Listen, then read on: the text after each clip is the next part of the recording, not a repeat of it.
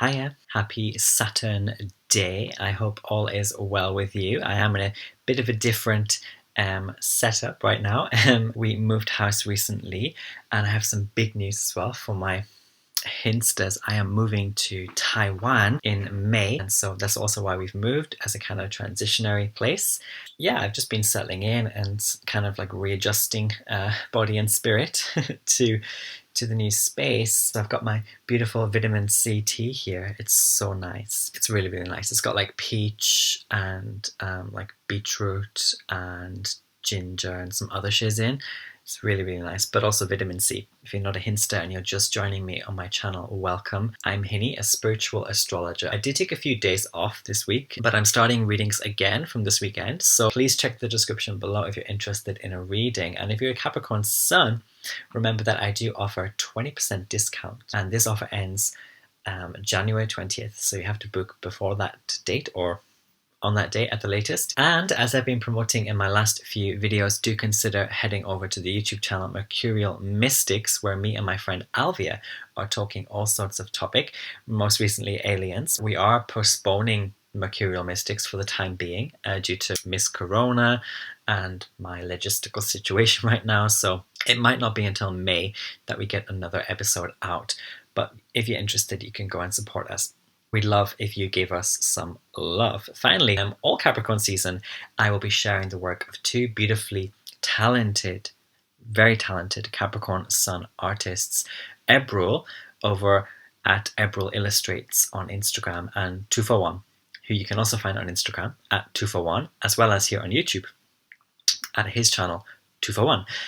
These two are some of the most hardworking and unique creators that I've been blessed to connect with, and I hope you can find some time in your day to check them out. Head on over to my Instagram as well, where I make posts. All Capricorn season, I'm making special posts, kind of just sharing their work, but it's also in alignment with the lunar transits. To today's topic then, which is, the next step in our Hawaii Hermes series, entering Aquarius. And also this one's going to be a little bit longer because we also have a retrograde. So Hermes was retrograde in Aquarius as well. And so this entire transit spans January 8th to March 15th, 2021, with the retrograde specifically being January 31st to February 21st, with Hermes stationing direct at about 11 degrees. So stationing direct meaning the retrograde officially ending. It's important that we note that Hermes will first have been at 11 degrees on January 15th, meaning basically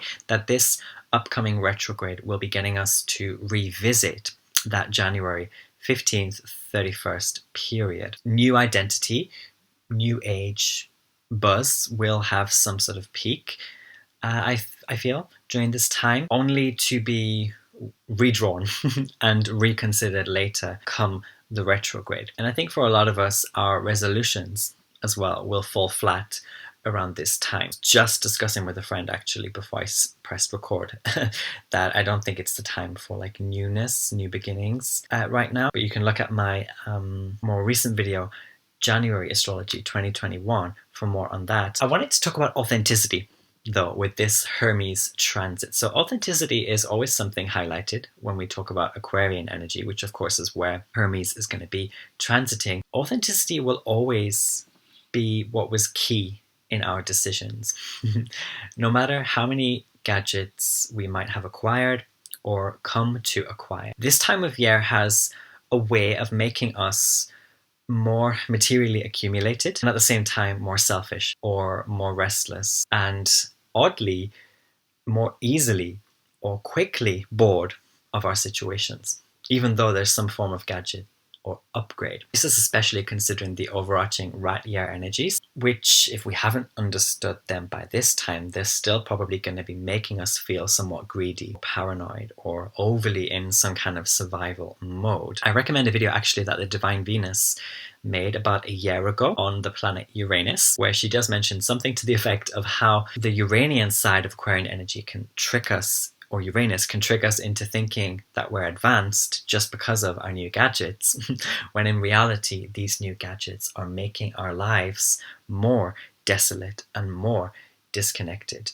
And I had this thought also, just look at the 1889 birth chart for Nihon, or Japan, Nihon, which has the sun in Aquarius. That's a great example of spatial astrology and how that energy plays out. But anyway, there's some side of this hermetic mercurial transit where our new shiny toys might break, or something has to be returned, or something has a major glitch or crashes. There was even this, what was that game? Cyberdog or something, this PlayStation game that came out, right? I think it was in the news that there was some bug, right? Is it a PlayStation 5 game? Someone let me know in the comments, I'm really old. But I think it was called Cyberdog, and there was a lot of news about how it crashed and, you know, in collision with Christmas, and if you got it as a Christmas gift and he got a PlayStation 5, then maybe that was a bummer. And we often forget also that Aquarius is first and foremost ruled by Saturn. So when this authenticity then is not genuine, when our identities are increasingly attached to these gadgets, and when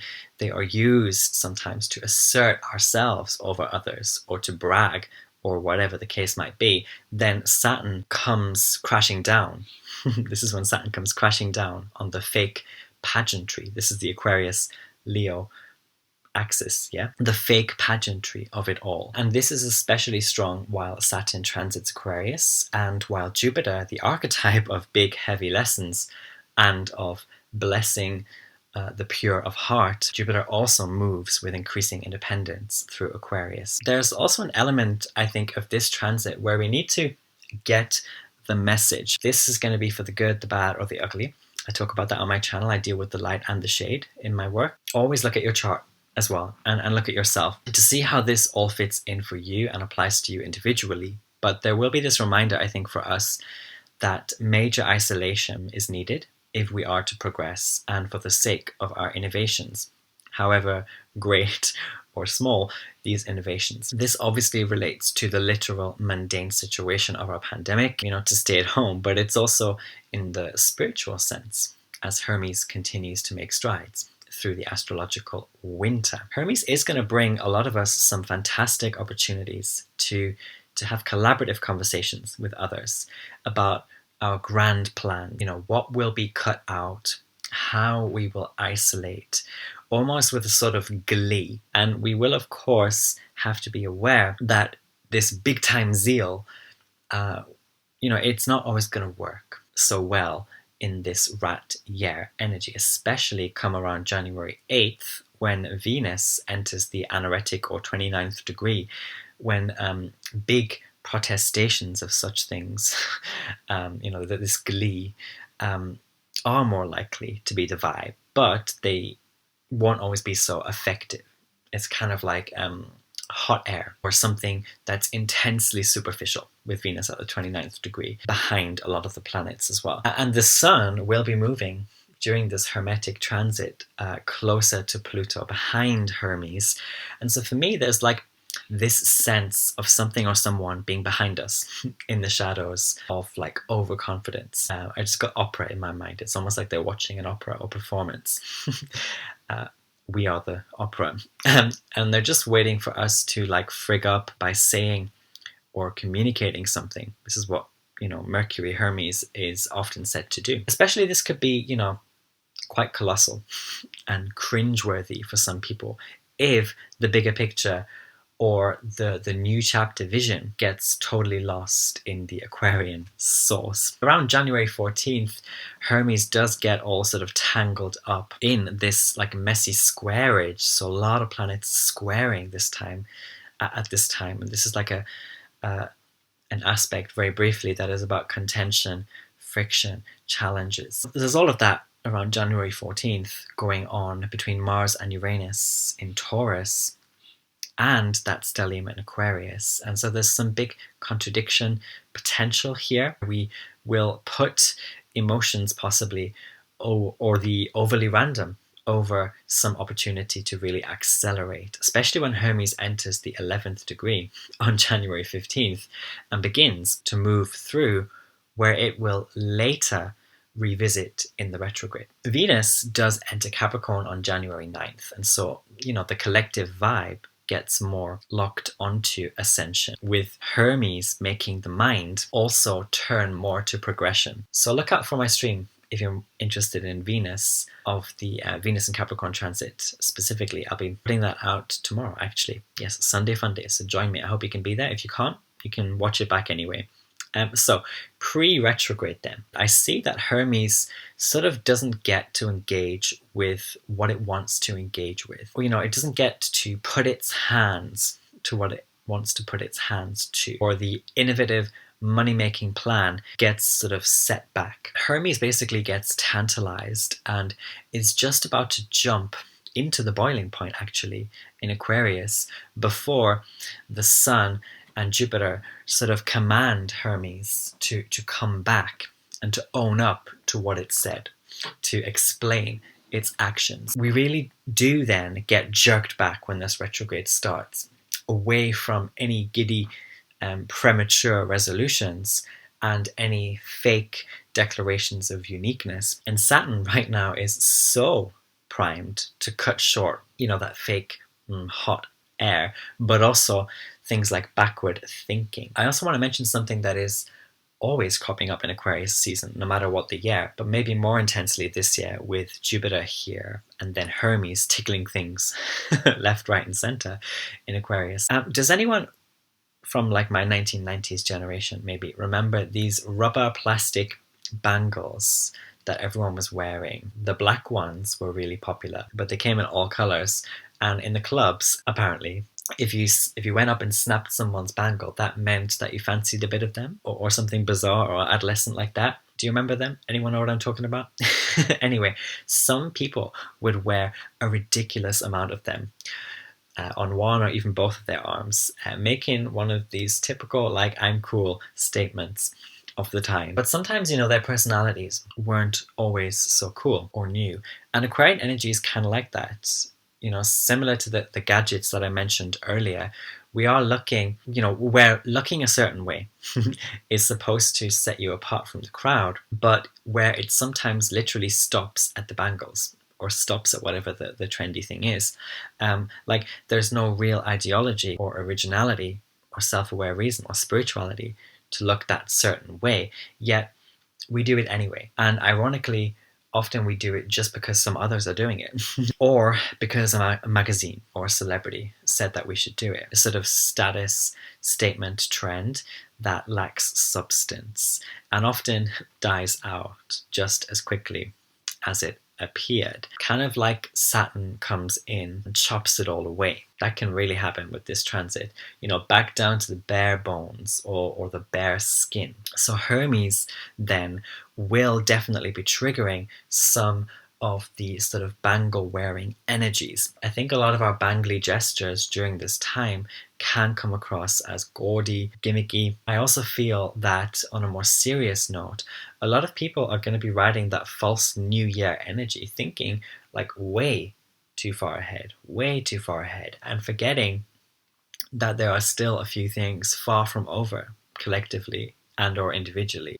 Yesterday or 2 days ago here in the UK, we had over 50,000 new cases of coronavirus. New cases. Just a couple of days ago. And to contrast with that, my partner, who is Taiwanese, was shocked that recently in the news, one person was revealed in the news to have contracted the virus. One new case. That just shows like how, depending on our situation, there's like, I'm kind of thinking like with all these new resolutions, like, where are you going? Like what, where's the newness? Like what? Like there's still so much to focus on and to think about. Like, I think a lot of people physically or spiritually have just been waiting in a little shell just to jump back out into the same thing again. But that's really not what's going to happen. Or that's not the energy, at least. The energy is like something completely different is going to be there when you jump out of the shell.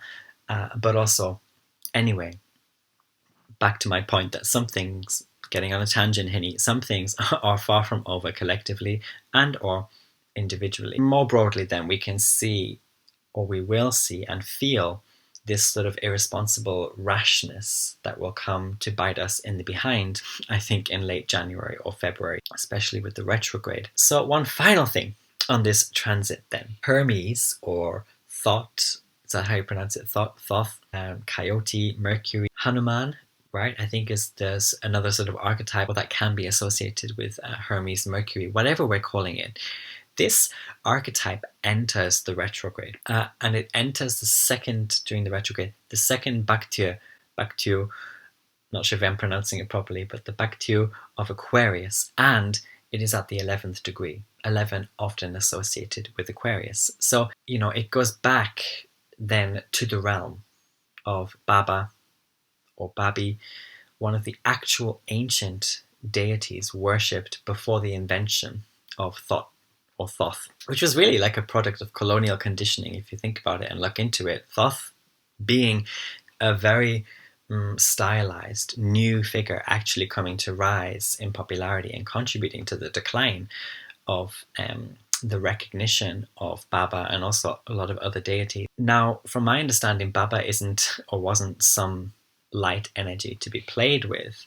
And if, when Hermes returns to this space, this particular Baktio or Deccan, we are all kind of going to be buzzing, a lot of us, with fake Thoth, keeper of the knowledge energy, then I think for some of us, this really might be when we have this baboon snatch away and snap all of our bangles. And it's not because the baboon fancies us. I think, anyway, during the retrograde, we will possibly revisit a certain Aquarian dark virility also being associated with Baba, Babi, this deity. And so there's still some kink, I think, in our grand plans that will need to be cut out no matter what, quite likely actually during the retrograde. Eradicated or executed. Babi Baba was also this deity of execution. Hermes retrograde then asks our mind to sort of get on top of this, to own it, so that we are able to keep up with the intense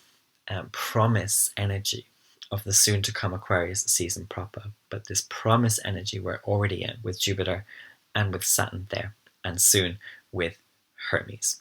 So that's kind of my little take on this transit. I hope you enjoyed. I hope it was insightful. Please leave a comment. Let me know where you have Aquarius in your chart and where Hermes is going to be swimming through. What natal planets of yours, placements, is Hermes going to be kissing during this time? Let's have a little conversation.